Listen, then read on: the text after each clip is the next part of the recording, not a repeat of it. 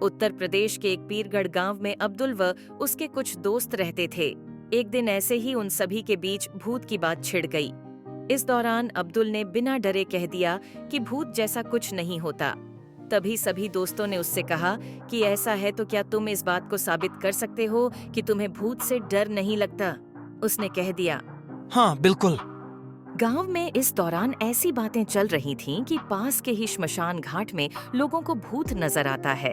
तभी एक दोस्त ने कहा कि ठीक है, तो तुम रात को श्मशान घाट जाओ और वहां जाकर कील गाड़ कर आ जाना। फिर सुबह सब मिलकर उस कील को देख कर आएंगे। इतना तय होने के बाद अब्दुल श्मशान घाट के लिए निकल गया।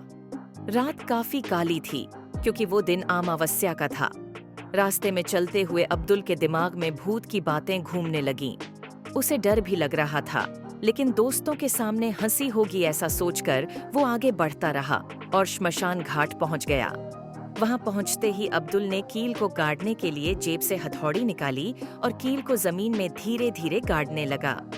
शोर ज्यादा न करने के चक्कर में अब्दुल काफी आराम से कील गाड़ रहा था। कुछ देर बाद उसे लगा कि कोई उसका कुर्ता खींच रहा है। उसका पूरा शरीर ठंडा पड़ गया और वो बेहोश होकर नीचे गिर पड़ा। तभी अब्दुल का पीछा करते हुए श्मशान पहुंचे उसके दोस्तों ने उसे उठाया और गांव लेकर आ गए। काफी देर तक जब अब्दुल को होश नहीं आया तो उस पर पानी के छींटे मारे।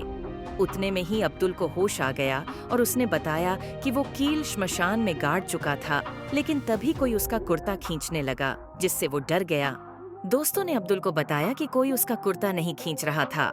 अब्दुल ने पूछा, तो क्या हुआ था? तब उसके दोस्तों ने बताया कि जिस कील को जमीन में वो गाड़ रहा था, उसी के नीचे कुर्ता भी दब गया था।